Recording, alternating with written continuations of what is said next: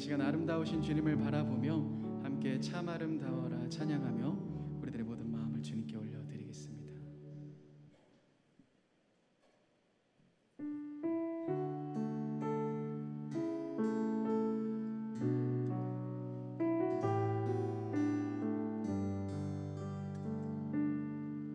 참 아름다워라 참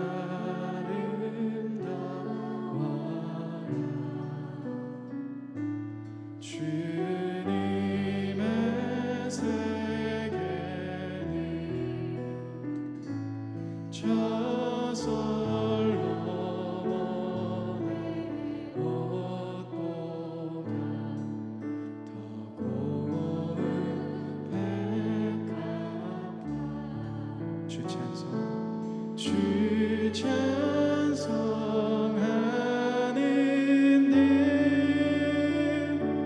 저 맑은 새소리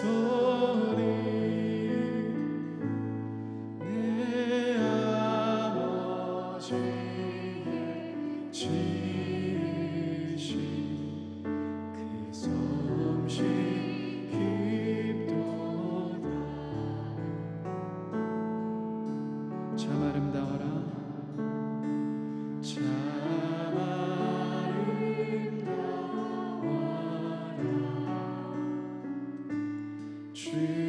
주님의 세계는 저 아침에와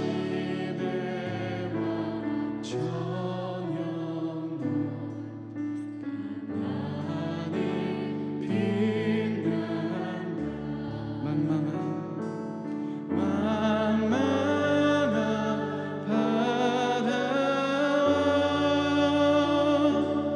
늘 부른 보물이 다 주 하나님 영광을 잘 드러내도다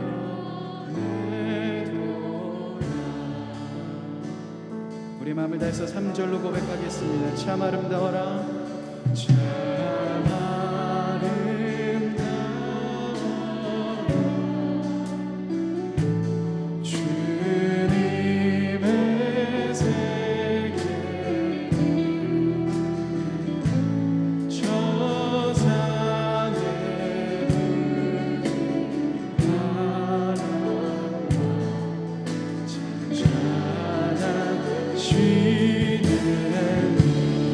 그 소리 가운데 그 소리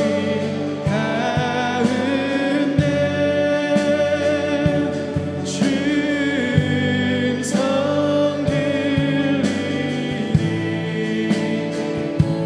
주 하나님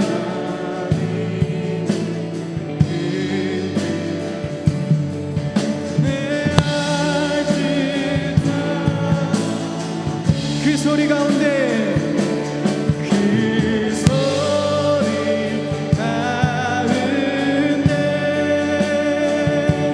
주 음성 들리니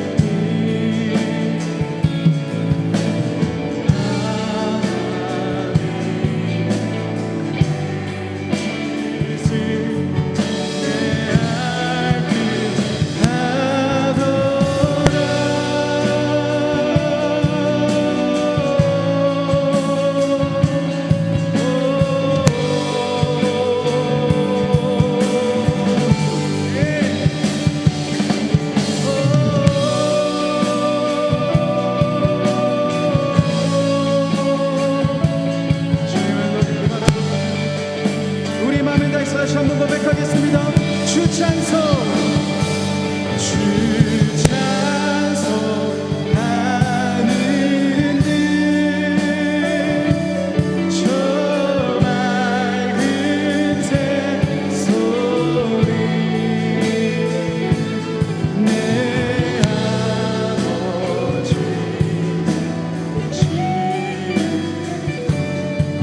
그 솜씨 망망한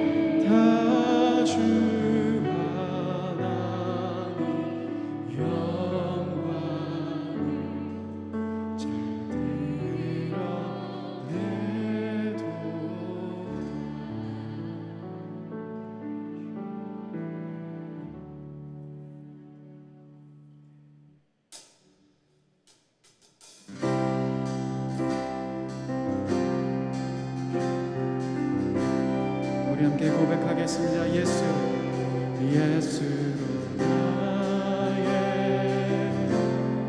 구주 삼고 성령과 피로써 거듭나니 이 세상에서 내 영혼이 하늘의 영광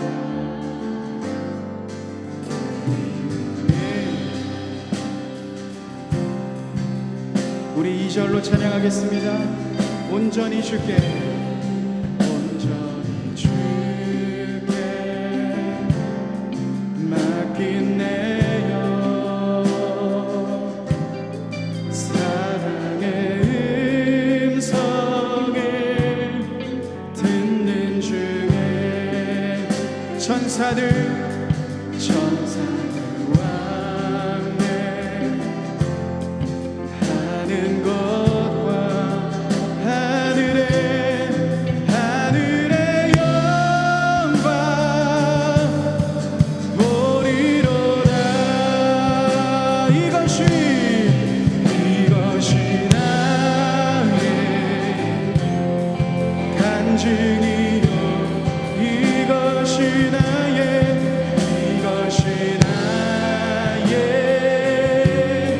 찬송일세. 나 사는 동안 끊임없이 그 주를 찬송하리로다.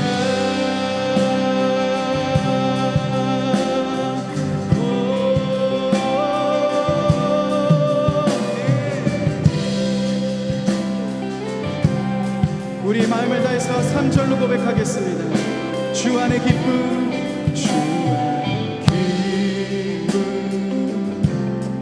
누림으로 마음의 풍랑이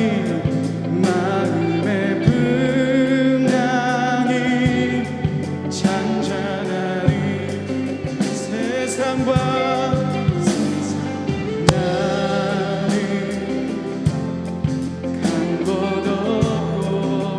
구속한 주만 보이도다. 이것이 나의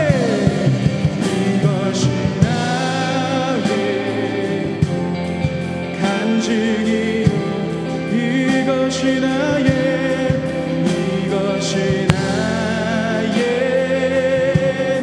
찬송일세.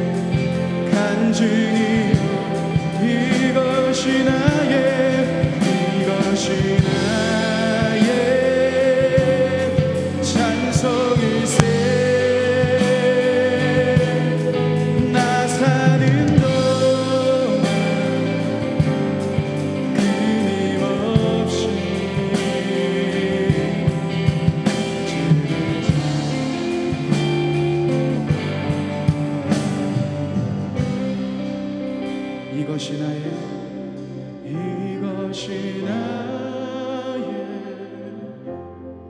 간증이요 이것이 나의 찬송일세. 나 사는 동안 끊임없이 주를 찬송하리로다.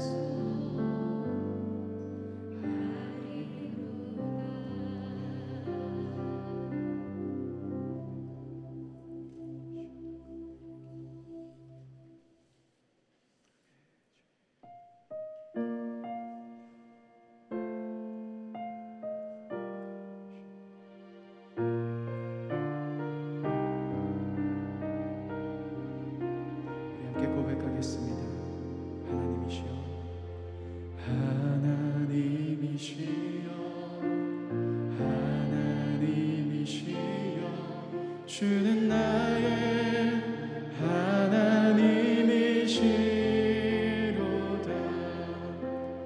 나의 몸과 마음 주를 갈망하며 이제 내가 주께 고백하는 날. 여호와는 나의 힘이요. 여호와는 나의 구원이시니 내가 누구를 두려워하리요. 여호와는 생명의 피난처. 주의 인자가 생명보다 나음으로 내 입술이 여호와를 찬양하리. 내 평생에 주를 찬양하며 주의 이름을 우리의 마음을 다해서 다시 한번 고백하겠습니다. 주의 인자가 생명보다 나음으로 내 입술이 여호와를 찬양하리. 내 평생에 주를 찬양하며 다시 한번 우리들의 마음을 다해서 주의 인자가 생명보다 나음으로 내 입술이 여호와를 찬양하리. 내 평생에 주를 찬양하며 주의 이름으로 내 손들 전능하신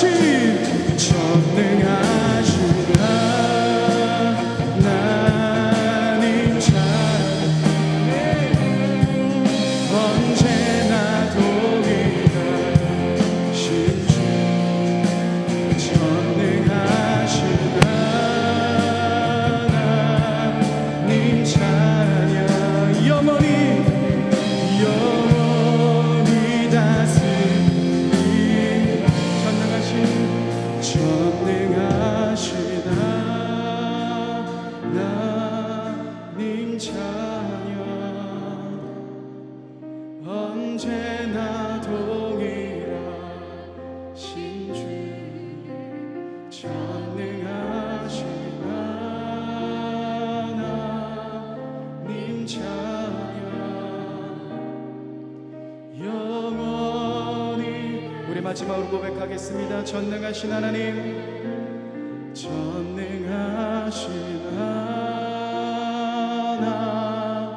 하나님 찬양 언제나 동일하신 주 전능하신 하나님 찬양 영원히 다스리. 여러분 이 시간 같이 한번 기도하며 나아가십시다. 우리가 믿고 우리가 따르는 주님은 전능하신 주님이십니다. 전능하신 하나님이십니다. 여러분 우리들의 모든 마음을 이 시간 주님께 올려드리며 주님 내가 주님을 더 깊이 예배합니다. 주님 한 분만을 더 깊이 바라봅니다. 전능하신 주님을 바라보며 나아갑니다 라고 우리들의 모든 마음을 주님께 올려드리며 같이 한번 이 시간 기도하며 나가겠습니다. 기도하시겠습니다. 주님 우리들의 모든 마음을 주님께 올려드립니다. 전능하신 주님께 우리들의 모든 마음을 올려드립니다. 오 주여 임하여 주옵소서. 주여 우리들의 마음 가운데 임하여 주옵소서. 오 주여 임하여 주옵소서. 주님을 높이 바라보며 나아가.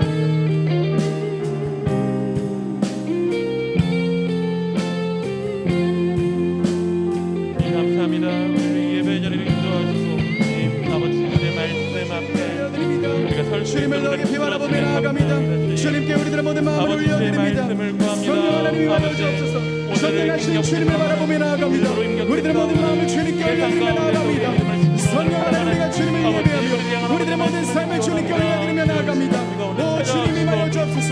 가운데 아버지 우리와 함께 하시는 그 은혜를 우리의 일상 가운데서 우리의 삶 가운데 주님이 우리와 동행하시는 아버지의 그 은혜를 주님을 바라보며 나아갑니다. 우리의 삶의 문제가 전는 것이 아닌 주님을 바라보며 나아갑니다. 주님의 구원하심을 바라보며 나아갑니다. 주님을 찬양하며 나아갑니다. 우리 가운데 임하여 주옵소서. 우리 가운데 함께하여 주옵소서. 주님의 우리를 붙잡아 주옵소서. 우리의 마음들을 다 내려놓고 오직 주님만 바라보며 나아갑니다. 주여 우리를 인도해 주옵소서. 우리의 심령을 인도해 주옵소서. 말씀으로 새롭게 인도해 주옵소서. 말씀으로 우리를 인도해 주옵소서. 주님을 바라보며 나아갑니다. 주와 함께 하시는 주님을 바라보며 나아갑니다. 말씀하시는 주님 앞에 우리가 듣기 원하나이다. 주여 우리를 인도해 주옵소서.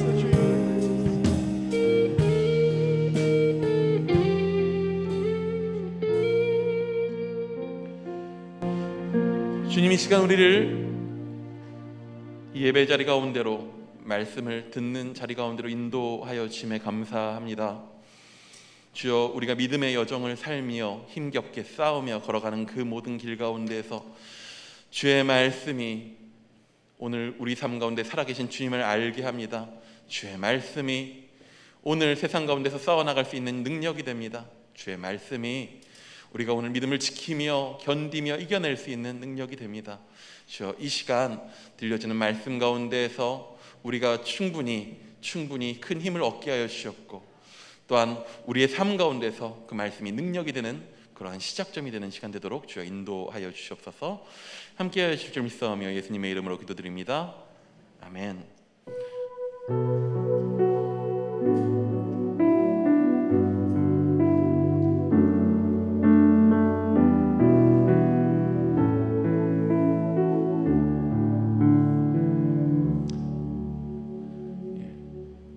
시편 18편 2절 말씀 아까다 3번 함께 하도록 하겠습니다. 시편 18편 2절 말씀.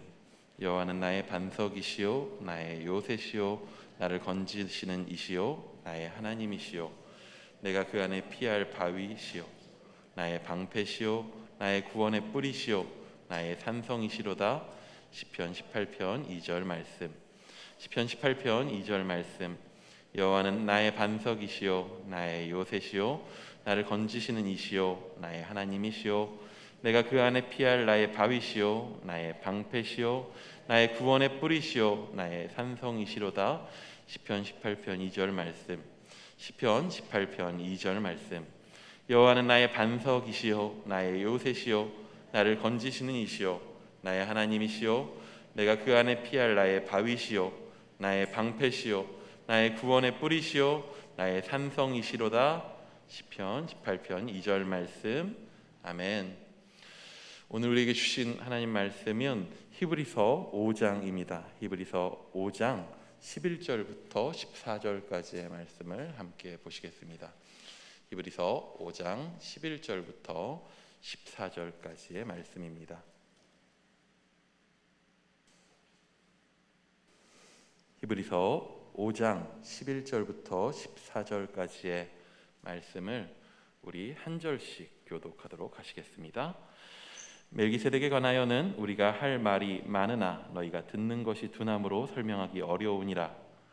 때가 오래되었으므로 너희가 마땅히 선생이 되었을 터인데 너희가 다시 하나님의 말씀의 초보에 대하여 누구에게서 가르침을 받아야 할 처지이니 단단한 음식은 못 먹고 젖이나 먹어야 할 자가 되었도다.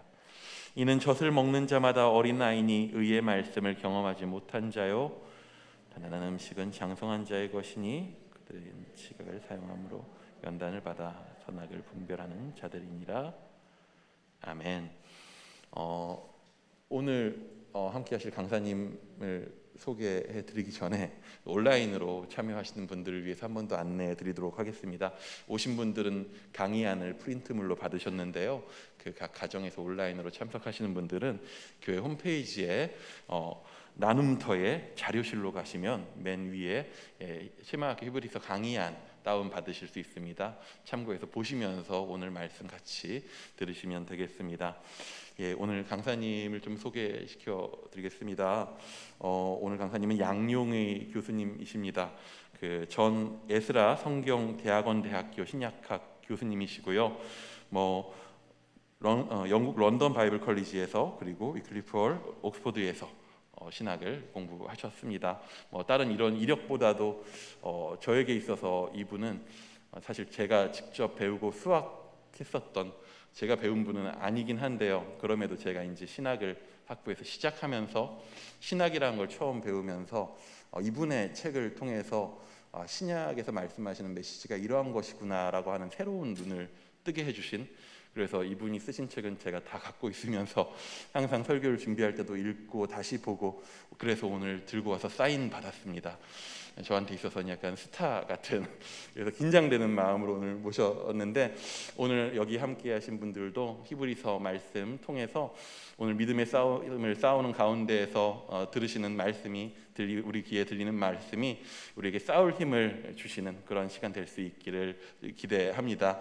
그러면 지금 이 시간 우리 양영유 교수님 모실 때 우리 박수로 환영하도록 하겠습니다.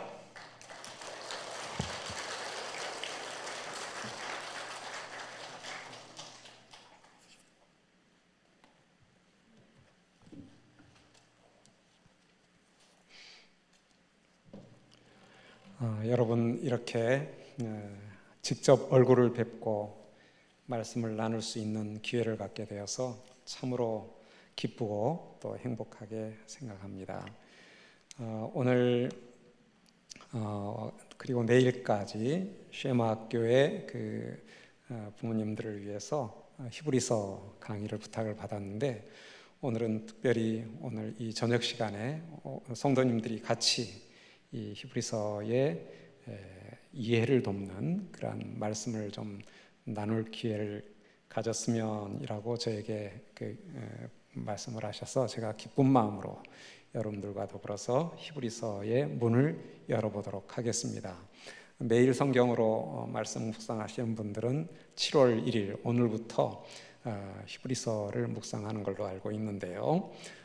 그래서 저희들이 히브리서를 묵상하는 분들은 히브리서를 시작하기에 앞서서 과연 이 히브리서를 누가 썼고 누구에게 보내진 그런 편지인가, 어떤 상황 속에 처해 있던 사람들에게 이 히브리서가 보내어졌고 또 쓰여졌는가를 살펴보는 가운데 저희가 그런 수신자들과 유사한 공감할 만한 그러한 어려움, 문제 혹은 그러한 신앙적인 투쟁 이런 것들을 하고 있다면 이 말씀이 오늘 우리에게 어떤 도전과 또 경고와 격려를 줄 것인가. 그래서 우리가 이 히브리서를 읽어가면서 성령님으로부터 오는 그러한 권면을 잘 받을 수 있기를 기대하면서 저자에 대해서는 저희들이 아는 것이 별로 없기 때문에 간단하게 좀 정리하지만 수신자의 상황에 대해서 저희들이 오늘 좀 더 자세하게 살펴보면서 이 히브리서에 대한 우리의 이해의 문을 좀 활짝 열어봤으면 좋겠습니다.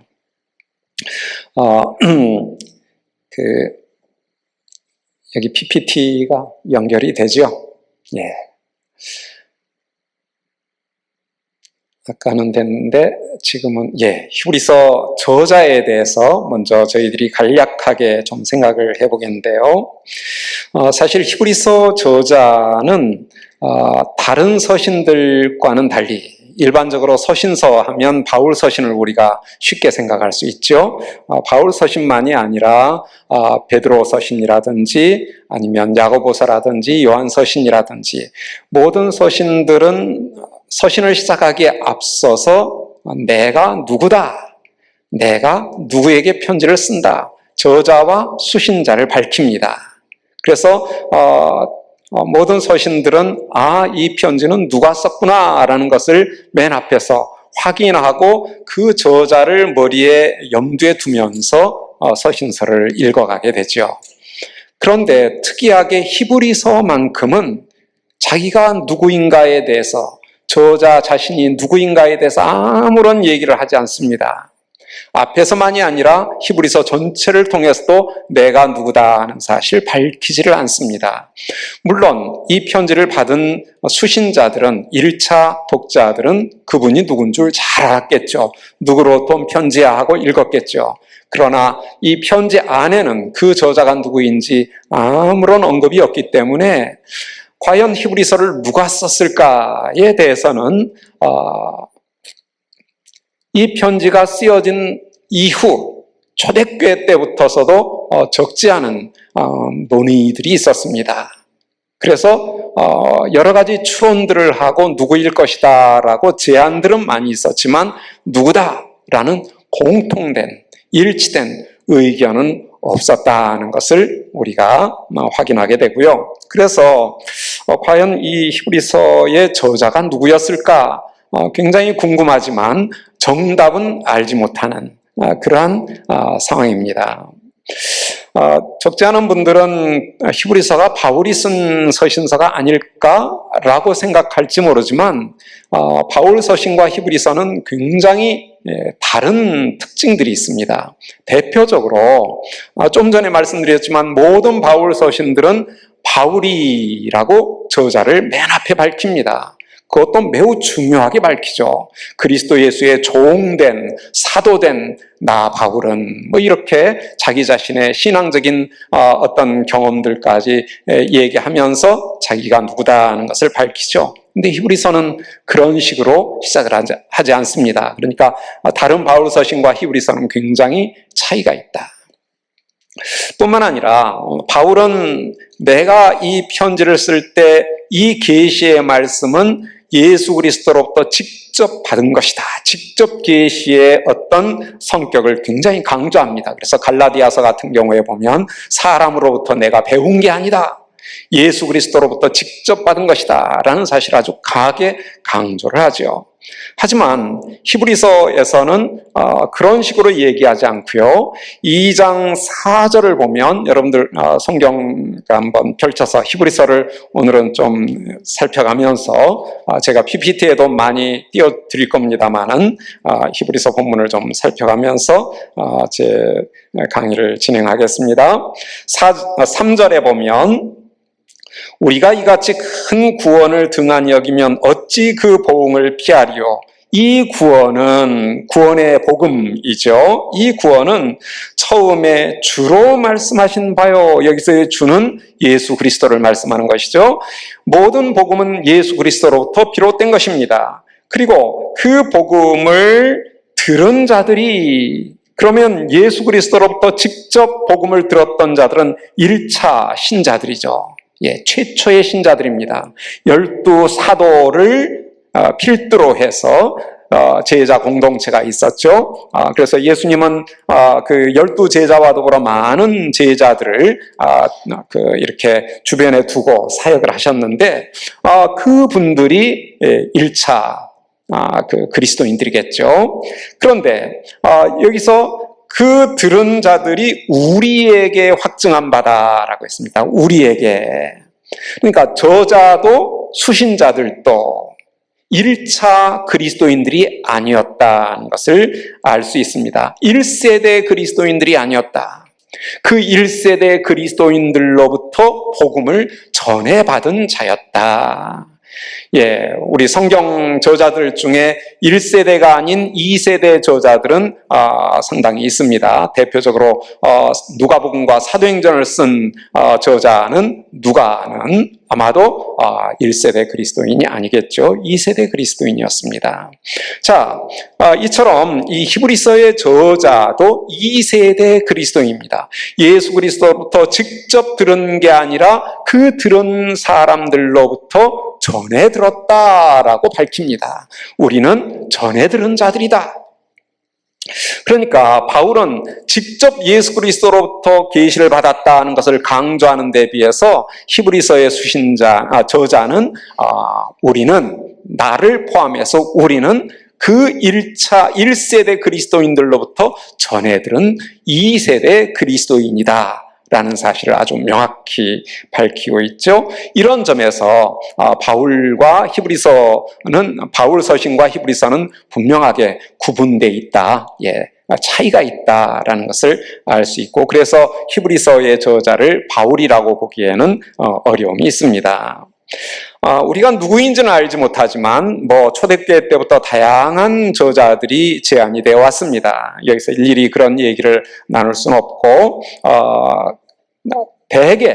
대부분의 그 학자들이 공감하는 이 저자의 특징만 좀 우리가 살펴보자 하는데요. 첫째는 PPT를 좀 띄워주겠습니다. 헬라 사상과 언어에 아주 익숙한 저자였습니다. 그래서 히브리서를 읽어가면 그 헬라어가 굉장히 수준 높은 헬라어다라는 것을 학자들은 주목하게 되고요. 뿐만 아니라 헬라 언어만이 아니라 헬라 사상에도 굉장히 깊은 이해를 가지고 있는 그런 인물이었을 것이다. 그래서 대개는 그런 헬라 언어와 헬라 사상에 많은 그 활동들이 공유될 수 있었던 알렉산드리아가 아마 히브리서 저자의 출신지가 아니겠는가. 아볼로도 그 알렉산드리아 출신이었죠. 그렇게 이제 생각을 하고요. 그러면서 구약 성경을 잘 알고 있었는데요. 구약 성경을 특별히 헬라어로 번역한 70인역에 매우 익숙한 저자였다. 그래서 히브리서에 보면 이 70인역 구약 성경은 히브리어로 쓰여졌죠. 그런데 그 히브리어로 쓰여진 성경, 구약 성경을 헬라어로 번역한 그 번역본들이 몇 개 있는데, 그 중에서도 알렉산드리아에서 번역됐던 것으로 보이는 70인역 성경, 이게 이제 아마 초대교회의 그리스도인들이 굉장히 폭넓게 읽었던 구약 성경입니다. 이 70인역에 매우 익숙한 그런 인물이었다. 그래서 히브리서를 연구하기 위해서는 이 70인역 성경을 잘 우리가 염두에 두고 연구하는 것이 매우 중요한데요. 70인역 구약 성경을 잘 아는 인물이었다. 그리고 개인적으로는 디모데와 아주 친밀한 관계를 맺고 있었던 인물로 보입니다. 그래서 13장 23절에 보면 그러한 디모데와의 관계, 디모데가 이제 어떻게 할 것이다 라는 사실을 얘기하죠. 우리 13장 한번 보겠습니다. 디모데에 대한 저자의 그런 이해가 어떠했는가. 13장 23절을 보면요, 우리 형제 디모데가 노인 것을 너희가 알라. 디모데가 감옥에 갇혔었던 모양입니다. 그런데 이제 풀려났다. 그가 속히 오면 내가 그와 함께 가서 너희를 보리라. 그러니까 디모데와 함께 이 수신자들에게 가고자 합니다. 그러니까 디모데에 관한 소식을 익히 잘 전해 듣고 있는 사람들이었고, 조만간에 이 저자와 더불어 디모데도 함께 만나기를 기대하고 있는 그런 수신자들이었다. 우리가 잘 아는 디모데 전서, 후서, 바울이 디모데에게 보낸 편지죠. 그 디모데와 이 수신자들은 잘 알고 있는 관계였던 것으로 보입니다. 자, 그러면서 이 저자는 수신자들도 마찬가지로 보이는데요, 유대인 그리스도인이었을 것이다. 그리고 그 세대는 2세대 그리스도인이었을 것이다 라고 우리가 추론해 보게 됩니다. 자, 이 정도로 우리가 저자에 대해서는 좀 간략하게 정리를 하고요. 이 저자가, 이런 특징을 가지고 있는 저자가 이제 어떤 수신자에게 이 편지를 보냈을까? 그게 이제 정말 우리에게 정말 도움이 되는 그런 부분인 것 같습니다. 자, 그러면 수신자들의 정체와 상황에 대해서 우리가 좀 생각을 해보면요. 먼저 수신자들은 누구였을까? 그들의 정체를 우리가 좀 살펴보겠습니다. 히브리서는 아까 저자의 경우와 마찬가지로 다른 서신들은 누구에게 보낸다. 에베소에 있는 교회에게, 빌립보에 있는 교회에게, 갈라디아 지역에 있는 교회들에게 이렇게 수신자가 누구다 하는 것을 대개 밝히는데, 히브리서는 수신자도 밝히지를 않습니다. 누구에게 보낸다. 이런 그 수신자의 정체가 서신서 안에는 명시적으로 드러나 있지 않습니다. 다만 히브리서를 우리가 읽으면 1장 1절 위에 우리 번역 성경이 히브리서라고 쓰여 있죠. 히브리서.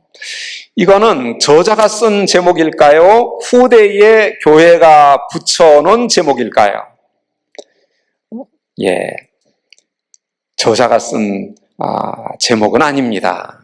저자는 1장 1절부터 썼어요. 그런데 이 편지를 여러 교회들이 돌려가면서 읽으려고 하니까 이 책은 어떤 책이다라는 것을 교회가 알아야만 됐겠죠. 그래서 아마도 이 편지는 처음에 받은 그 교회가 주변에 있는 교회들에게 이 편지를 보내면서 그 제목을 만들었던 것 같아요. 제목을 붙여서 보냈던 것 같아요. 그래서 베껴 쓰든지 돌려보든지 간에 이거는 이 서신이야. 예. 그런데 거기에 붙인 제목이 뭔가 하면 프로스 헤브라이우스라는 제목입니다. 예. 프로스 헤브라이우스. 번역을 하자면 히브리인들에게라는 의미입니다. 히브리인들에게. 그러니까 이 히브리서에 붙여진 제목이 후대의 교회가 얼마 지나지 않았을 것 같아요. 이 편지가 처음에 받아 읽은 사람들은 누가 보냈다는 것을 알고 그냥 읽었는데, 그런데 이 편지를 좀 더 넓은 교회들이 읽고자 했을 때는 그 교회들에게 보낼 때, 이 편지의 제목을 아주 초기부터 붙였을 것 같아요. 그런데 그 제목이 히브리인들에게, 이 편지의 특징이 뭔가 하면 히브리인들에게 보내는 편지라는 거예요. 그 히브리인들은 누구냐? 유대인들이죠. 예, 유대인들에게 보내어진 편지다. 그러니까 너희들이 이 편지를 읽을 때는 이 편지를 유대인들이 받았다라는 것을 기억하고 읽어라. 이 편지의 특징이 유대인들에게 보내진 것이다. 이렇게 썼습니다. 그러면 이 제목이 적어도 2세기 초부터서도 붙여졌을 것 같은데, 그러면 그들의 그러한 이해, 유대인들에게 보내어진 편지다라는 이해는 굉장히 정확한 그러한 이해였을 것 같고요. 따라서 우리는 이 히브리서가 유대인들에게, 그것도 그냥 유대인이 아닌 유대인 그리스도인들에게 보내어진 편지다라는 것은 분명해 보입니다. 사실 초대교회 때부터 이러한 이해는 널리 퍼져 있었고, 그리고 그러한 이해는 오늘날 대부분의 학자들도 공감합니다. 이 히브리서는 1차 수신자들은 분명 유대인들이었을 것이다. 물론 그 가운데는 이방인들도 섞여 있었겠죠. 1세기 당시의 기독교의 상황은 유대인들 중심의 공동체라 할지라도 언제든지 이방인들도 들어갈 수 있는 그러한 섞여 있는 상황은 우리가 이해할 수 있지만, 주된 수신자들은 유대인 그룹이었을 것이다 라고 생각하게 되고요. 그런데 어떤 학자들은 단순히 유대인들이라는 데서 좀 더 나아가지고 어떤 유대인들이었을까를 추론하는데요.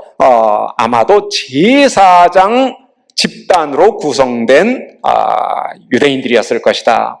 유대인들은 그 12지파로 돼 있죠. 12지파 중에서도 레위지파 중에서도 제사장 그룹이 이 편지의 수신자였을 것이다. 1차 수신자. 제사장들이 개종을 했는데 그 개종한 사람들이 모여서 자기들끼리 이렇게 공동체를 형성하고, 작은 공동체를 형성하고 거기서 신앙생활을 하는데, 그들에게 주된 관심사는 당연히 제사장 제도와 희생제사겠죠. 근데 히브리서를 보면 실제로 대제사장에 대한 주제가 3장부터 7장까지 이어지고요. 8장부터 10장까지는 희생제사 주제가 이어집니다. 그러니까 히브리서에 큰 두 주제가 있는데, 하나는 대제사장 주제와 하나는 희생제사 주제예요. 이러한 주제에 누가 제일 관심이 많을까? 제사장 그룹이 그러지 않았을까요? 그래서 실제로 초대교회 당시에 예루살렘 교회가 굉장히 집단적인 개종 사건이 있었죠. 그때 사도행전 6장 7절에 보면 하나님의 말씀이 점점 왕성하여 예루살렘에 있는 제자의 수가 더 심히 많아지고 허다한 제사장 무리도 이 도에 복종하니라. 허다한 제사장 무리도 이 기독교로 개종했다는 것이에요. 그러니까 굉장히 많은 제사장들이 개종을 했는데 그들이 개종하면서 자기들끼리 모여서 어떤 공동체를 형성했을 가능성은 상당히 높다라고 볼 수 있겠죠. 그리고 이 사람들이 외국으로 이주를 했더라도 자기들끼리 모여서 작은 집단을 형성하고 자기들끼리 신앙생활을 하는 그런 어떤 가능성은 충분히 있어 보입니다. 그래서 그런 학자들의 그런 제안, 아마 히브리서의 주된 수신자들은 제사장 무리였을 것이다. 물론 제사장들만 모여 있지는 않았겠지만 그들이 아마 주된 그 그룹을 형성하지 않았을까 이렇게 추론을 하기도 합니다. 자, 그래서 우리가 그 수신자들의 상황을 이렇게 좀 그 정체를 좀 정리를 해보고요. 자, 그러면 이 수신자들이 어떤 상황에 처해 있었을까? 이게 이제 좀 더 중요한 문제입니다. 수신자들이 어떤 상황에 처해 있었기에 히브리서 저자는 이 서신을 써가지고 그들에게 보내고 있는가? 어떤 처지에 있는 사람들에게 이 편지가 필요했을까? 그것을 우리가 잘 살펴봄으로써 이 히브리서를 읽는 우리의 상황을 좀 연결해 볼 수 있는 가능성이 있지 않을까 싶습니다. 먼저 히브리서 수신자들은 어떤 지역 교회가 있었을 것이고요. 아마도 이제 오늘날 학자들 중에 상당히 많은 학자들은 로마시 안에 이 히브리서 수신자들이 있었을 것이다. 로마시 안에 기독교 공동체, 커다란 공동체, 여러 그 지역 그 가정들에 모여서 이렇게 신앙생활을 하긴 하지만 그들이 함께 모일 수 있는 큰 교회 공동체가 있었을 것이고요. 그 공동체에 속해 있는 작은 가정교회 공동체가 이 히브리서의 수신자다. 그러니까 로마 교회 전체에 보내어진 것이 아니라 그 로마 교회의 한 부분을 이루고 있는 가정교회, 그 규모가 얼마나 컸을지를 우리가 정확하게 추론할 수는 없지만 작은 가정교회 수신자들에게 이 편지가 보내어지지 않았을까라고 추론을 해봅니다. 우리가 그렇게 생각하는 이유는 13장 24절에 보면 너희를 인도하는 모든 이들과 온 성도들에게 문안하라라고 얘기를 합니다.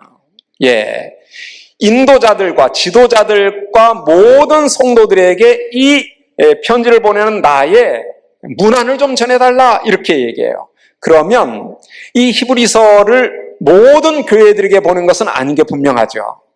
그리고 지도자들에게도 보낸 게 아닙니다.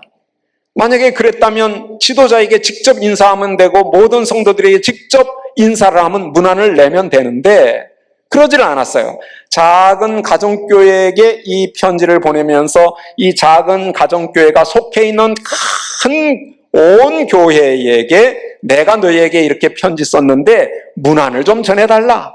전달해달라. 너희 지도자들에게도 나의 이 문안을 전해달라. 이렇게 부탁을 합니다. 그러니까 이 히브리서는 아마도 큰 지역교회, 아마도 로마 교회에 속해 있는 한 작은 가정교회에게 보내어진 것이 아닌가라고 우리가 좀 추론해 볼 수 있고요. 그리고 히브리서 저자는 이 수신자들을 잘 알고 있었고 수신자들도 히브리서의 저자를 개인적으로 잘 알고 있었던 것으로 보입니다. 그래서 13장 19절을 보면요. 내가 너희에게 더 빨리 돌아가게 되도록 더욱 기도해 주기를 부탁한다. 히브리서 저자는 이 히브리서 수신자들에게 빨리 돌아가고자 하는 강한 열망이 있었습니다. 그러니까 둘은 수신자들과 저자는 굉장히 친밀한 관계였던 것을 알 수 있고요. 저자가 지금은 떠나 있지만 하루빨리 이 수신자들에게 돌아가서 그들과 교제를 나눌 수 있는, 직접 얼굴을 보고 교제할 수 있는 그 때를 간절히 고대하고 있는 상황이었음을 알 수 있습니다. 자, 이렇게 작은 가정교회에 속한, 그리고 수신자와 지도자가, 그 저자 간에 굉장히 친밀한 그런 관계가 있었다는 것을 염두에 두고, 바로 이처럼 저자는 히브리서 수신자들이 누구인가, 그리고 그들의 상황이 어떤가에 대해서 누구보다도 잘 알고 있기 때문에 이 편지에서 그 수신자들의 과거의 신앙 경력과 현재 그들이 직면해 있는 상황을 잘 알고 있었습니다. 그래서 히브리서를 통해서 드러나는 히브리서 수신자들의 과거의 신앙 경력은 어떠했고, 그리고 지금 현재 그들은 어떤 처지에 있는가를 우리가 한번 정리해 보도록 하겠는데요. 먼저 그 과거의 신앙 경력은 어떠했는가? 그들은 예수님께 직접 복음을 들었던 자들로부터 그 복음을 전수받은 전해 들은 자들이었다는 것, 아까 2장 3절을 통해서 우리가 확인을 해봤죠. 다시 한번 보면요, 이 구원은 처음에 주께서 말씀하신 것이며 들은 자들이 우리에게 확증해 준 것이다 라고 확인해 주고 있습니다. 자, 그런데 이 성도들은 2세대 그리스도인이었는데 고난을 이미 경험한 그리스도인들이었습니다. 그래서 6장 10절에 보면 너희의 행위와 너희가 전에 성도들을 섬겼고 지금도 섬기면서 그분의 이름을 위하여 보여준 사랑을 내가 잘 안다. 그들은 성도들을 잘 섬기는 자들이었다는 것을 저자가 너무나 잘 알고 있어요. 누구도 섬겼고 누구도 섬겼고 누구도 섬겼고, 너희들만이 아니라 옆에 있는 교회 공동체를 위해서도 섬겼고, 너희들이 잘 섬기는 그 섬김에 대하여 내가 잘 알고 있다. 그 보여준 사랑 내가 결코 잊을 수가 없다. 너희만 생각하면 그 일이 생각이 난다. 예, 잘 섬기는 그러한 공동체였습니다. 그런데 그들이 그러한 섬김 가운데 여러 가지의 힘든 일들을 만났는데 무엇보다도 고난을 겪었습니다. 그들이 겪은 고난을 내용을 잠깐 보면요, 10장 32절부터 34절 그 화면을 조금만 내려주시면, 예. 그러나 너희가 빛을 받은 후에 고난의 큰 싸움을 참았던 지난 날들을 생각하라. 또한 너희가 갇힌 자들을 동정하였고 너희 재산을 빼앗기는 것도 기쁨으로 당하였으니. 자, 여기 볼까요? 이들이 어떤 그리스도인이었는가를 우리가 잘 볼 수 있습니다. 첫째, 고난을 당하였는데, 고난의 큰 싸움을 했는데 참았다, 인내하였다는 것이, 고난이 온다고 해서 낙심하고 떨어져 나간 것이 아니라 그 고난을 잘 견뎌내었던 자들입니다. 고난을 견뎌낸다? 쉬운 일이 아닙니다. 여러분들 예수님의 씨 뿌리는 자 비유 잘 아시죠? 두 번째, 돌짝밭에 떨어진 씨앗이 결실하지 못하는 이유가 뭡니까? 고난이 오자 시들어버린 거예요. 말라 죽어버려요. 고난을 참아내지 못하면 말라 죽어버리고 맙니다. 그런데 적어도 히브리서의 수신자들은 고난이 왔는데 그 고난을 잘 견뎌냈던 사람들이다. 믿음이 좋은 자들이었어요. 그렇죠? 믿음이 아주 든든한 사람들이었습니다. 고난을 견뎌냈어요. 뿐만이 아닙니다. 자신들보다 더 큰 고난을 당하는 사람들, 여기서는 감옥에 갇힌 자들, 믿음 때문에 감옥에 갇혔는데 그 감옥에 갇힌 자들을 너희가 잘 돌보았다. 동정하였다라는 것은 그들의 필요를 공급하였다는 것입니다. 1세기 당시의 감옥의 상황은 매우 열악했기 때문에 그들은 자주 추위와 굶주림에 노출이 되었습니다. 그래서 누군가가 돌봐주지 않으면 굶어 죽을 수도 있고 아니면 얼어 죽을 수도 있는 그러한 열악한 상황의 감옥 상황이었어요. 그런데 그리스도인들이 복음을 전하다가 복음 때문에 그리스도의 이름으로 인하여서 감옥에 갇혔을 때 누군가가 돌봐줘야 되는데 너희들이 바로 돌봐주었다. 감옥에 갇힌 자를 돌봐준다는 것은 열심히 써야 됩니다. 자기의 가진 것을 나누어야 되고요. 거기까지 방문을 해야 됩니다. 시간도 드리고 돈도 드리고 자기의 몸의 수고도 해야만 돌볼 수 있는 거예요. 그런데 이 히브리서의 수신자들은 그런 섬김을 하고 있습니다.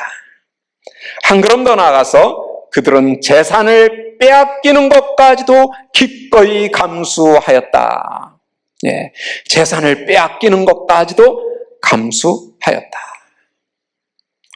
예, 로마의 그리스도인들은 클라우디우스 황제 때에 유대인들이 추앙당하는 사건이 있었습니다. 그러니까 유대인들 중에는 비그리스도인 유대인들도 있지만 그리스도인 유대인들도 있었을 거예요.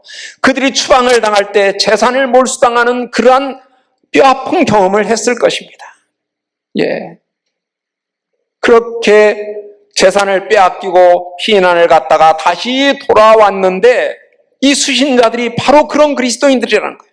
그런데 재산을 빼앗기는 이 일마저도 너희는 기쁨으로 감당했다. 사실 사람이 제일 민감한 게 돈 아닙니까? 내 재산입니다. 내 재산을 믿음 때문에 손해를 봤는데도 기쁨으로 당하였다. 여러분, 이들의 신앙 상태가 굉장히 든든해 보입니까? 아니면 아주 초보 단계로 보입니까?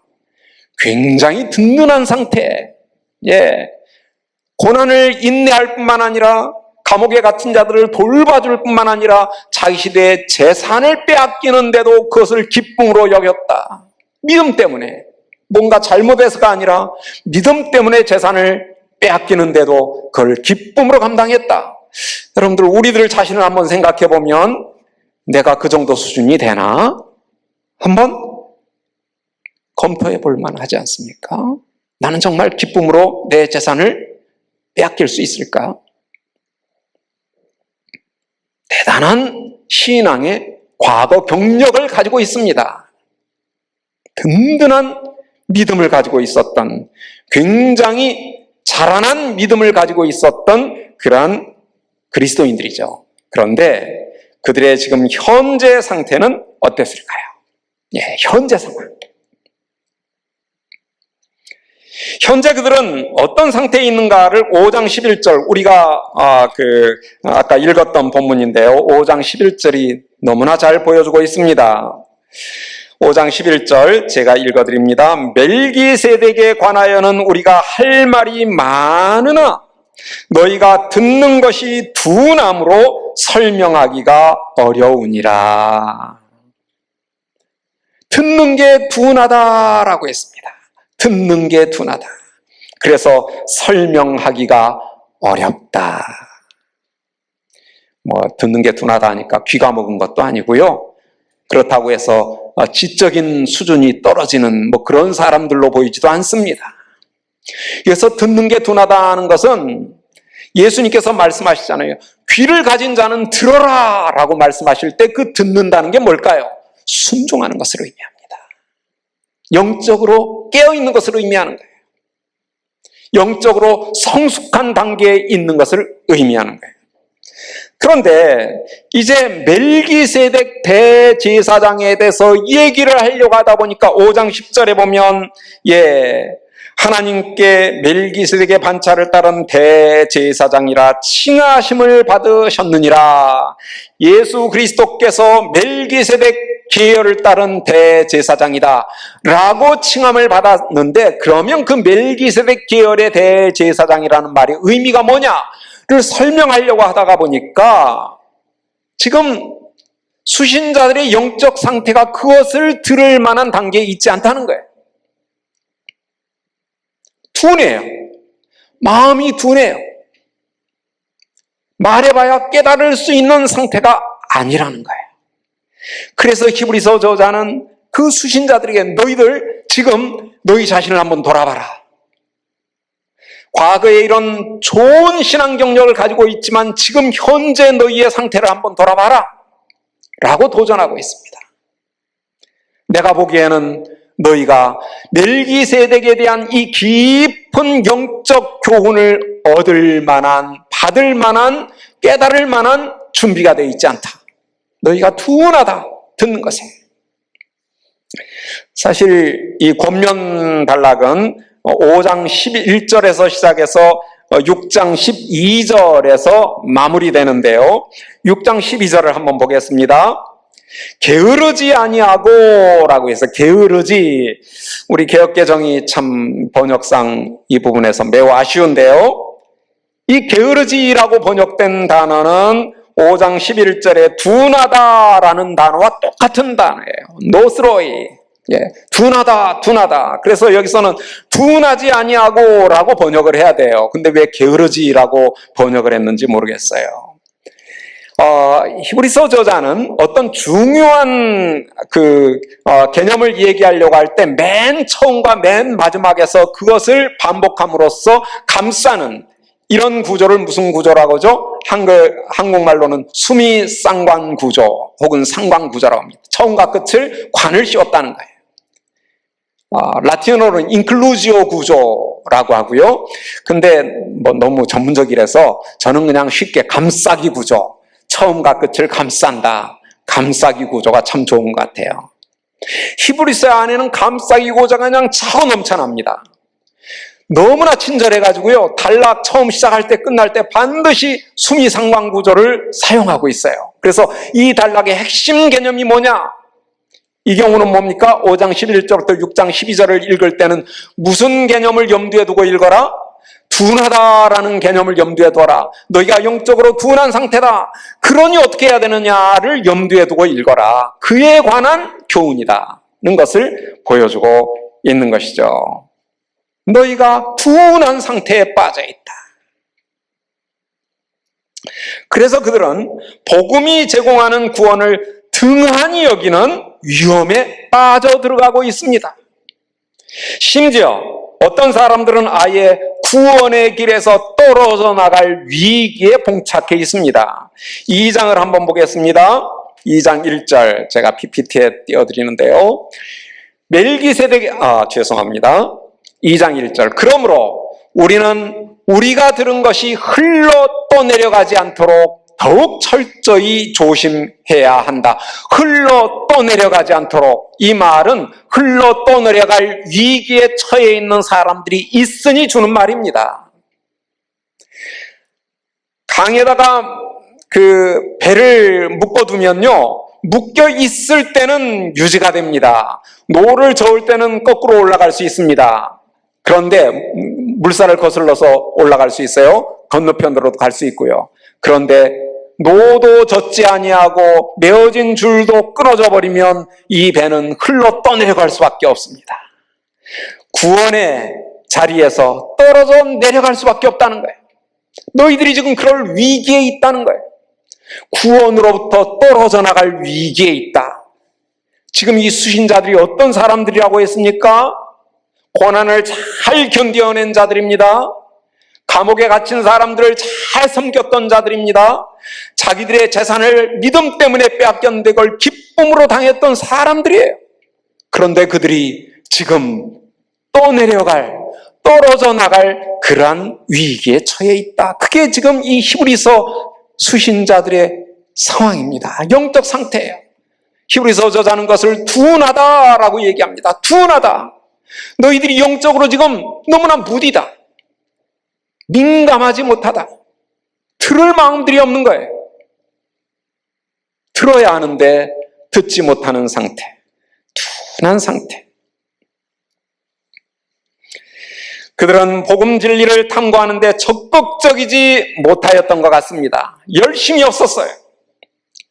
그 결과 그들은 복음을 깊이 깨닫지 못했습니다. 처음에 열심은 있었지만 그 상태에서 점점 말씀을 연구하는데 더 큰 열심을 내야만 장성을 하는데 그들은 과거의 경험에 갇혀서 그 상태 그대로 머물러 있으려고 하는, 계속 배워나가지 않는, 깨달아가고자 하는 복음의 진리를 계속 탐구하는 그런 열정이 식어져 있는 상태인 것 같습니다. 그래서 히브리서 저자는 뭐라고 합니까? 5장 12절, 다시 한번 아까 우리가 읽었던 말씀인데요. 지금쯤 너희가 선생이 되어야 마땅할 터인데 다시 누군가가 너희에게 하나님의 말씀의 초보적 요소들을 가르쳐야 할 형편에 놓여 있다. 마땅히 선생이 되어야 한다라는 말은 이 수신자들의 신앙 경력이 대단하다는 것을 알려줍니다. 믿은 지도 오래되었고 그들이 했던 경험도 대단하다는 것이에요. 이미 우리가 살펴봤지 않습니까? 그러니 그런 자들은 지금쯤은 선생님이 되어 있어야 돼요. 영적으로. 누군가를 가르쳐야만 되는 거예요. 그래서 그들에게 영적인 깨달음을 줘야 됩니다. 그런데 너희들이 지금 어떤 상태이냐? 말씀의 초보적 요소들을 배워야 한다는 것이, 배울 처지라는 거예요. 여기서 초보적 요소라는 말은 기억, 니은, 디귿, 리을, 이거를 배우는 상태입니다. 유치원 수준이라는 거예요. 선생님의 수준과 유치원 아이들의 수준은 너무나, 이런 얘기를 할 때 우리가 하늘과 땅 차이라고 하죠. 예. 가르쳐야 할 자들이 기억, 니은, 디귿이나 배우고 있는.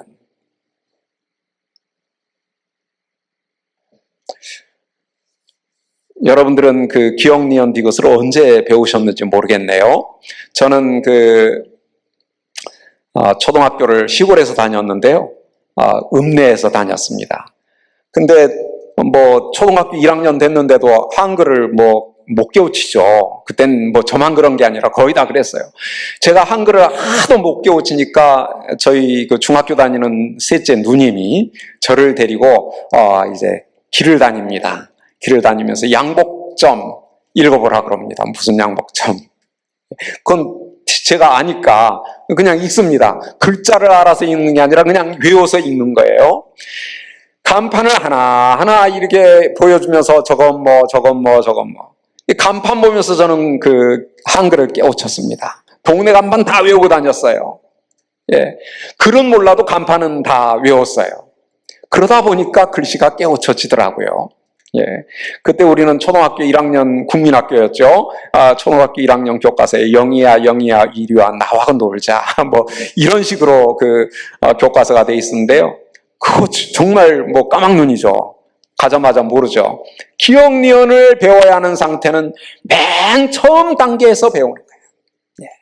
그래서 기억, 니은 배울 때는 기억만 20번 쓰고, 니은만 20번 쓰고, 거기다 이제 모음 아를 붙여서 가 또 이렇게 수없이 쓰고 자꾸 반복해서 이제 한글을 깨우치게 되지 않습니까? 그런 상태다. 초보적인 상태다. 매우 안타까운 상태입니다. 히브리서 저자는 거기에 한 걸음 더 나가서 다른 비유를 하나 줍니다. 예, 먹는 비유입니다. 그래서 12절 하반절에 단단한 음식은 못 먹고 젖이나 먹어야 할 자가 되었도다. 단단한 음식, 젖을 뗀 다음에 먹는 것입니다. 제대로 먹으려면 이제 서너 살은 돼야 제대로 먹죠. 예. 젖은 아주 초보적인 단계에서 먹는 겁니다. 아주 초보적. 그래서 젖을 뗐느냐 안 뗐느냐에 따라서 얘가 이제 좀 자랐느냐 안 자랐느냐가 결정되잖아요. 판가름이 되잖아요. 젖이나 먹는 상태다. 너희들이 그 정도다. 아직 걸음마도 못한 상태죠. 그러니까. 물론 과장된 그러한 비유일 수 있습니다. 이들이 어떤 신앙 경력을 가지고 있는데 그러니 더 문제라는 거예요. 지금은 너희가 선생님이 되어야 마땅하고 단단한 음식을 당연히 먹어야 되는데 내가 볼 때 너희는 영적으로 둔하여서 기억, 니은이나 배워야 될 처지요, 젖을 먹고 있는 처지다. 근데 그러다가는 또 내려갈 수밖에 없다. 그 상태 그대로 있다가는 떠내려갈 수밖에 없다. 그러니 정신 차려라. 바로 그런 자들을 위하여 쓴 편지가 이 히브리서입니다. 그러면 그들이 둔한 것은 어떤 면에서 둔하냐를 5장 13절이 어느 정도 좀 보여주는데요. 5장 13절 보겠습니다. 이는 젖을 먹는 자마다 어린아이니 의의 말씀을 경험하지 못한 자다. 어떤 면에서 젖을 먹고 있느냐? 의의 말씀을 경험하지 못했다는 거예요.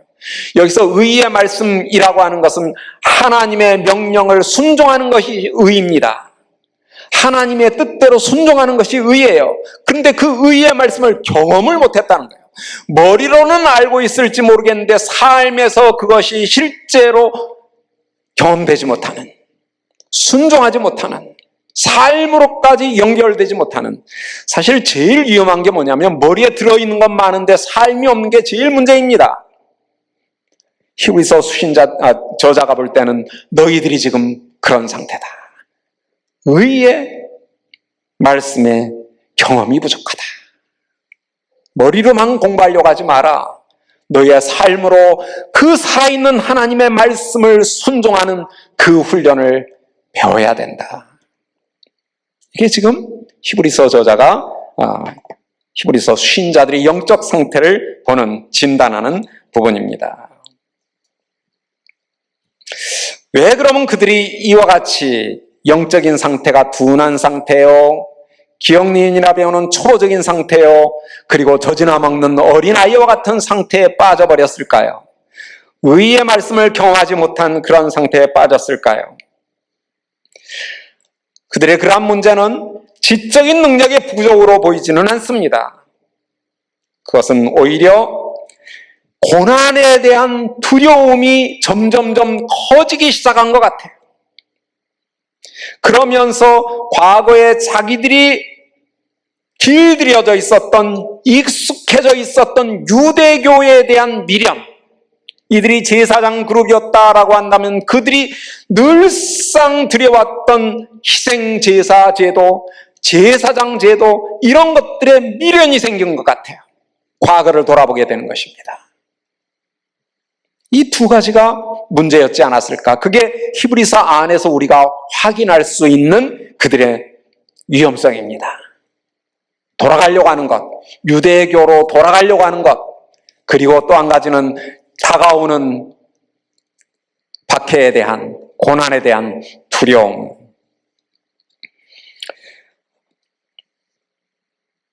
지금까지 그들은 고난을 당하긴 했지만 순교를 당하지는 않았던 것 같습니다.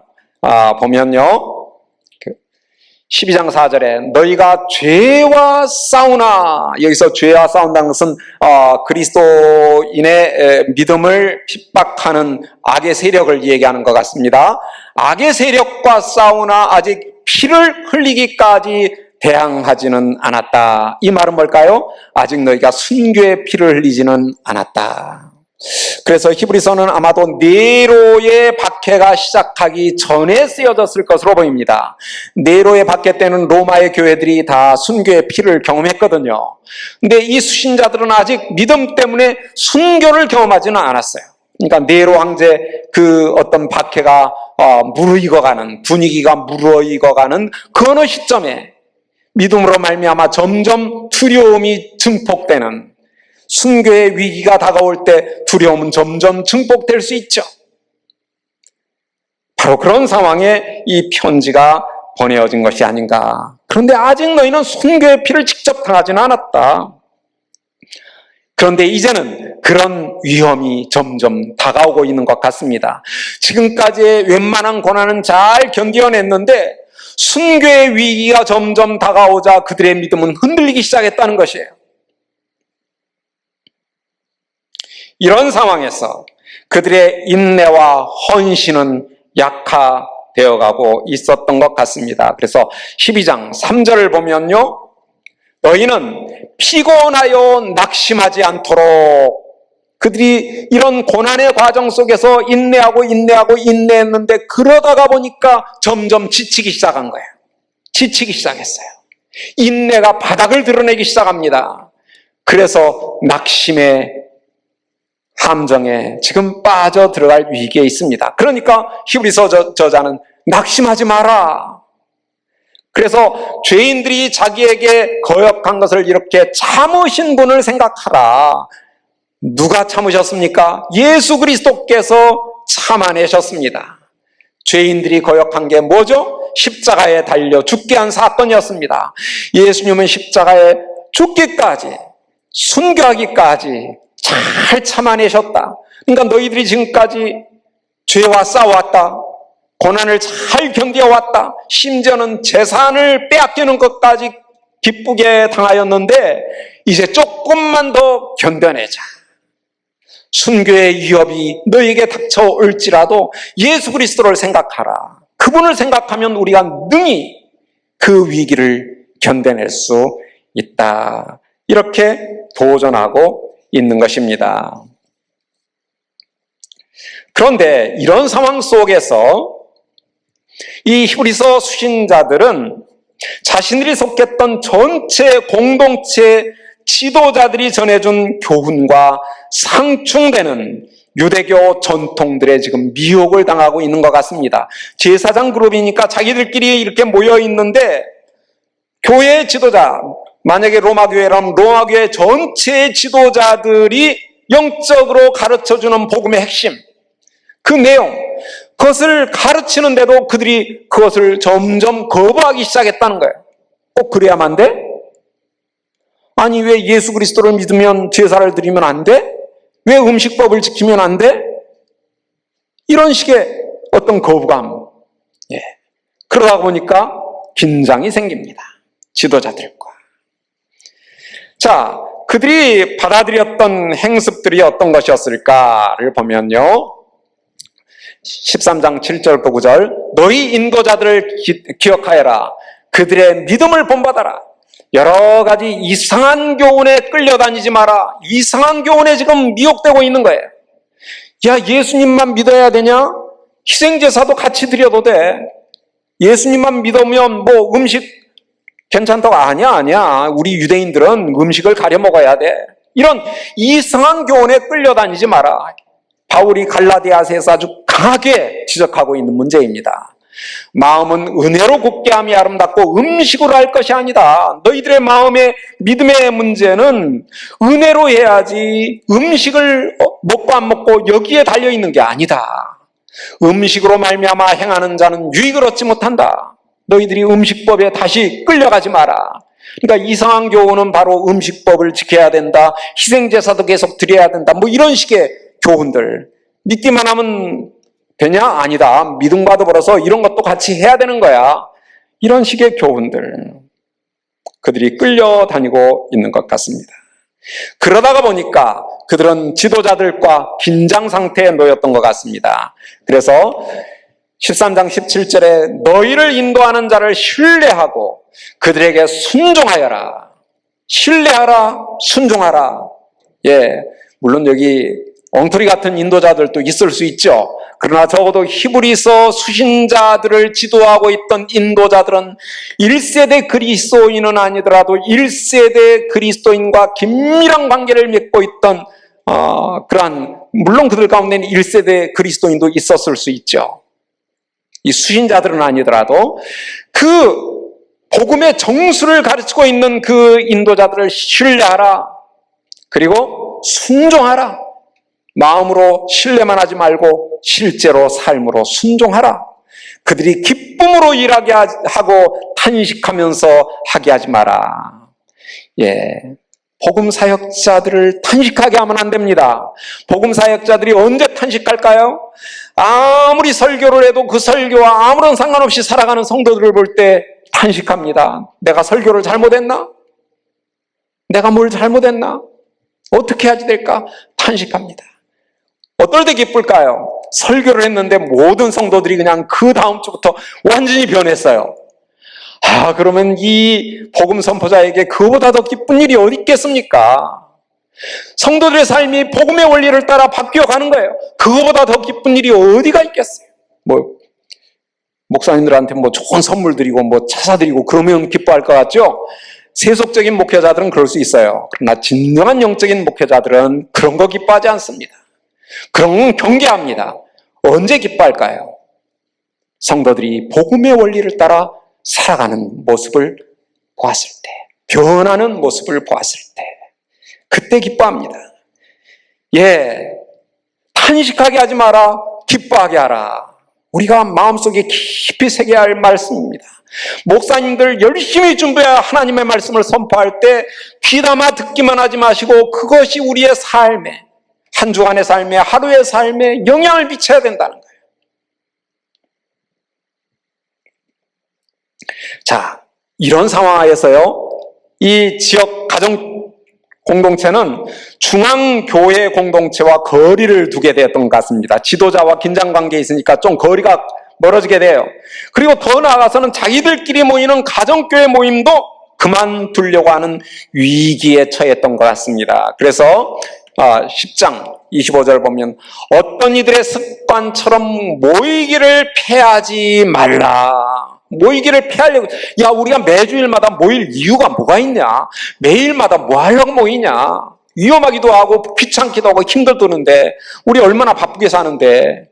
오히려 그런데 그러지 말고 열심히 모이도록 서로 권면하며 그날이 가까워짐을 볼수록 더욱더 그리하자. 여러분, 코로나의 위기 상황에서 우리 교회들이 꼭 기억해야 될 문제입니다. 지난 2년 동안 교회가 모이는 일에 얼마나 소홀히 했던가. 물론 우리가 그러려고 그런 것은 아니죠. 근데 문제는 그러다가 보니까 길이 들여졌어요. 뭐 우리가 꼭 모여야만 되는 거야? 뭐 그냥 인터넷으로도 얼마든지 볼 수 있는데. 아니요. 모여야 되는 거예요. 때를 얻든지 못 얻든지 모여야 됩니다. 제가 어느 목사님이 성도들에게 광고를 하면서 이런 광고를 하시는 걸 들었어요. 열심히 모이자. 코로나 상황 속에서도 우리가 할 수 있는 한 최대한 모여야 된다. 라고 하시면서 믿음이 있는 사람의 특징은 모이려는 방법을 찾는다. 어떻게든지 모일 수 있는 방법, 합법적인 방법 안에서, 틀 안에서 모이는 방법을 찾아낸다는 거예요. 그래서 모인다는 거예요. 그러나 믿음이 없는 사람의 특징은 모이지 않을 핑계를 찾는다. 어떻게 하면 안 모일까? 핑계를 찾는다는 거예요.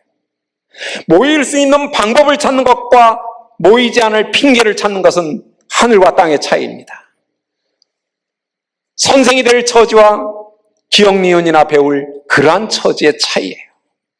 여러분, 우리가 정말 모이는 일에 힘써야 할 그러한 상황에 우리도 직면해 있습니다. 그러니까 히브리서 수신자들의 문제는 다른 문제였지만 우리의 문제는 다르지만 동일한 문제에 지금 직면해 있는 것이죠. 바로 이런 상황 속에서 히브리서 저자는 경고를 합니다. 히브리서 안에는 5개의 경고 단락들이 있어요. 경고를 아주 신랄하게 합니다. 너희들 그러다간 떨어져 나가 죽는다. 다시는 돌아오지 못할 수 있다. 아주 강력하게 경고합니다. 그러면서 격려합니다. 그리고 권면합니다. 마지막으로 우리가 6장 4절부터 6절은 경고입니다. 한 번 빛을 받고 하늘의 연사를 맛보고 성령에 참여한 바 되고 하나님의 선한 말씀과 내세의 능력을 맛본 자들, 히브리서 수신자들의 모습이요, 우리의 모습도 이런 모습입니다. 그런데 그러고 나서 타락한 자들은 다시 새롭게 하여 회개할 수가 없다. 회개할 수가 없다. 왜냐? 이는 그들이 하나님의 아들을 다시 십자가에 못 박아 드러내놓고 욕되게 하기 때문이다. 이거는 제사와 상관이 있습니다. 다시 희생제사를 드린다는 것은 예수 그리스도의 단번에 십자가에서 죽으신 그 보혈의 피를 욕되게 하는 것이다. 그걸로 충족한데 뭔가 모자란 듯이 희생제사를 또 하려고 한다? 우리 예수 그리스도의 믿음으로 충분한데 그 위에 뭔가를 자꾸 덧붙이려고 한다?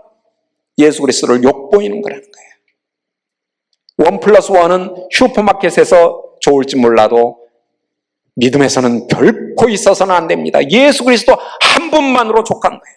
한 분만으로. 그러면서도 격려를 잊지 않습니다. 6장 9절에 사랑하는 자들아 우리가 이같이 말하나 너희에게는 이보다 더 좋은 것 곧 구원에 속한 것이 있음을 확신하노라. 구원에 속한다. 너희들은 경고하면서도 격려합니다. 그러고 나서 이렇게 권면합니다. 우리가 간절히 원하는 것은 너희 각 사람이 동일한 부지런함을 나타내어 끝까지 소망의 풍성함에 이르러 게으르지 아니하고 둔하지 아니하고 믿음과 오래 참음으로 말미암아 약속들을 기업으로 받는 자들을 본받는 자가 되라. 약속들 구원입니다. 구원을 기업으로 받아라. 나는 너희들이 그런 자들이 되기를 바란다. 히브리서 저자가 오늘 우리에게도 동일한, 특별히 코로나 시대에 우리의 믿음이 식어질 수 있는, 게을러질 수 있는, 둔해질 수 있는 그런 위기 상황에서 우리 성도님들에게 동일한 권면을 주는 책이 히브리서라고 생각이 됩니다. 그래서 여러분들 오늘 제가 그냥 문만 열어드립니다. 그 히브리서의 세계로 들어가셔서 그 매일 성경으로 묵상하시는 분들은 하루하루 그 본문을 묵상해 가시고, 그리고 그러지 않는 분들이라도 히브리서를 다시 한번 쭉 읽으시면서 이런 교훈을 우리 모두 함께 누릴 수 있기를 부탁을 드립니다. 기도드리겠습니다. 사랑이 많으신 우리 하나님 아버지, 오늘 히브리서를 통하여서 히브리서 수신자들이 처해 있던 영적 상태를 돌아보고 저희들은 어떤 모습인지 견주어 볼 수 있는 은혜를 주셔서 참 감사합니다. 히브리서 수신자들은 과거에 놀라운 믿음의 경력을 가지고 있는 자들이었다고 저희들이 확인하게 됩니다. 참으로 그들은 고난을 인내하였고 감옥에 갇힌 자들을 돌봐주고 또한 재산을 빼앗겼지만 오히려 그러는 가운데 기뻐할 줄 아는 자들이었지만, 그러나 그들의 이야기는 거기까지이고 더 이상 진전하지 못하는 그들의 안타까운 영적 상태를 바라봅니다. 그들은 둔하였고 그래서 기억니은이나 배우고 있고 젖이나 먹어야 하는 상태에 있음을 마음 아프게 생각합니다. 그들은 모이는 것마저도 포기하고자 하는 그러한 위기에 처해 있었습니다. 그런데 그러한 자들에게 히브리서 저자는 강력하게 권면하는 그 말씀을 들으면서 저희도 이 히브리서의 말씀을 통하여 혹시라도 나태해져 있는 저희의 믿음을 다시 한번 돌아보고 재촉하고, 그리하여 이 히브리서의 권면을 통하여 새롭게 장성해가는, 그래서 장성한 분량에 이르는 우리의 믿음이 되도록 주님의 성령께서 은혜를 베풀어 주옵소서. 예수 그리스도의 이름으로 기도드립니다. 아멘.